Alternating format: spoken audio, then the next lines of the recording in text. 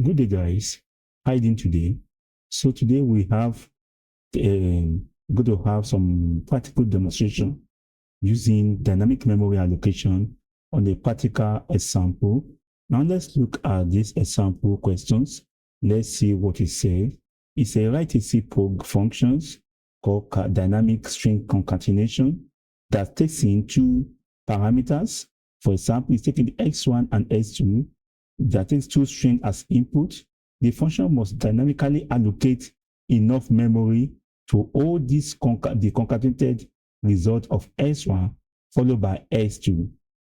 Perform the concatenation and return a pointer to the new string. The calling function must return into a new string, so the calling function is responsible for freeing this memory. Demonstrate it, use it in the main functions. Now, how do we look at it? Let's continue to break this question the way it looked like. Let's follow the example. Now, let me launch the VS Code. Let me create an app. Let's just name it what app2.c. Let's import the necessary library. We also import the what? The stdio.h. Let's also import the what? The stdb for the memory allocation, memory management, stdlib library, and also let's also include the string library for the string manipulations that we want to do. Now the question states that we should create a function called dynamic that they call dynamic string cards that takes in two variables x1 and x2.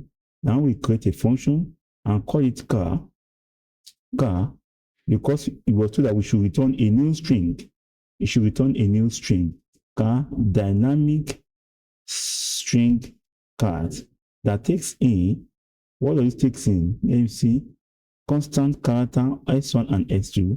Constant car s1 and constant car s2. Also a pointer. So then let's also create our main function down. Our main function into main, this into main, return 0. Then let's look at it now. Now let's come back to our function here. Our function here takes in, telling us that what? Let's look at the question again. The question states that the question what should take into s1 and s2. Then we should put them together. That takes into string as input. The function must dynamically allocate enough memory. It tells us we should give what enough memory. How do you want to know enough memory? All the bytes, all the variable that we are the data type that we have, they have some types. So let's use some kind of according to our system capacity. Now I'm using Fedora systems. You can also use you can also use your own window, either 32-bit or 64-bit, depending on the capacity of your operating systems. I'm going to use another data type called size T, which we have not been using before. Then let's use it now. Let me come here. Let's create a variable called size T. Can you see? So this size T, maybe length, string length 1, string length 1 equal to what? This what? String ln.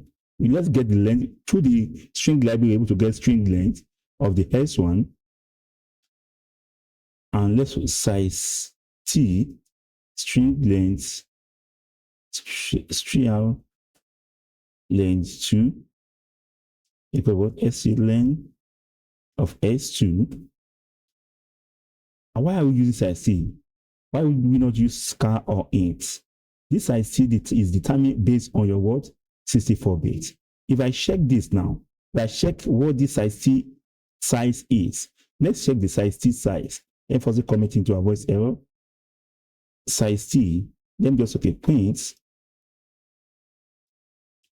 length of this. Then percent this slash n. Then we have size, that is size, is the size of function or size t.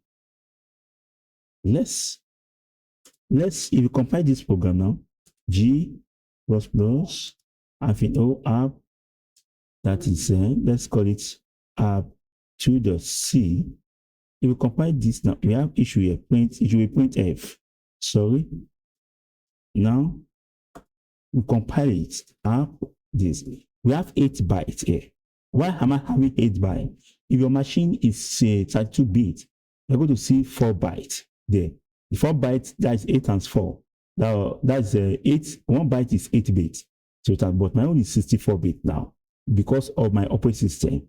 If I check my system of functions, you can see that I'm able to see that my system kernel is 64 bits here. So that's why I'm able to get a size that is 8 bytes. So now we're going to use the same thing here for our functions here. Now let's get the total size because we are combining. We want to allocate based on the size of our operating system, what our system processor. Let's now get the size C, because according to the question says that the function must dynamically allocate enough memory to hold the concatenated string. No matter which string you want to concatenate together, you should be able to hold it. Now size T total, there's a total length equal to what? That is string L1 plus string L2 plus 1. Why do we get this one? Because of the what? The non-terminator. The non-terminator. This non-terminator character that always end any strings. So that's the reason why we added one there. Now let's create another variable, new string str that we're going to return the value. Remember, it's a pointer. The malloc in our previous video, we said it does not return anything. So we have to cast it so that we're able to what? Match the value we want to return. Then malloc, use malloc that is with the total length of this. Total length multiplied by the size of character. Then we have the total length that our system can take for it. Then we have it this way now. Then we check if the new strings are equal to null. That's no operation can just p error unable pay to allocate memory. Then you can return null here. So then now we can now assign our variable now. Sorry, expect this. Okay, sorry, apology. In case you are wondering, you can just, it's an error extension, error length that is showing me that error beside me. You can also install it. Now we now have the total size or weight. Now let's say string copy. Let's copy our string first one. Use a for function, new size, string size. Let's first copy the S1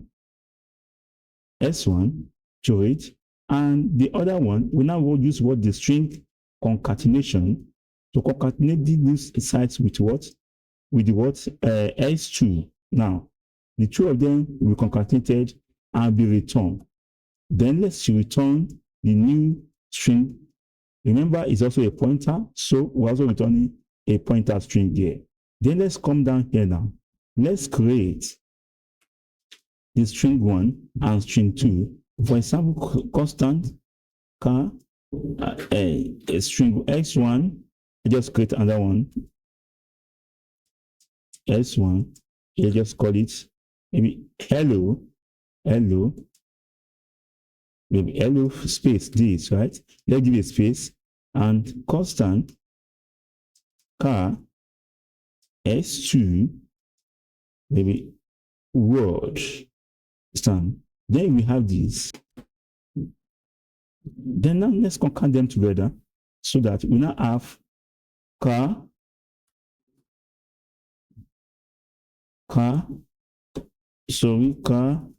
of maybe results equals our dynamic, what is the name of our function? The name of our function is dynamic string cat. Then it's taking into argument of S1 and S2. S1 and S2. That we've omitted one thing. So after we've assigned and we do all these things, we also need to free our, we need to free this from the memory after allocation. We need to free it. No. Free new string. Some. Then let's now let's concat this now. Sorry, it's not even going to happen here. It's not going to happen here. So I will for Dynamic pointer. Then because what is here, the result here is now what is here now. So we're going to free it from here. We're going to free results. So then we print the result of our result value, print f concatenated string is %string for placeholder. There we now place our result there. Now we are good to go. Let's now run our program. Let's run our program now. Good. Let's see. Can you see our program runs successfully? Now we also free it here to avoid any error or any something, or what we also do the other time. Okay, if we also have results equals null.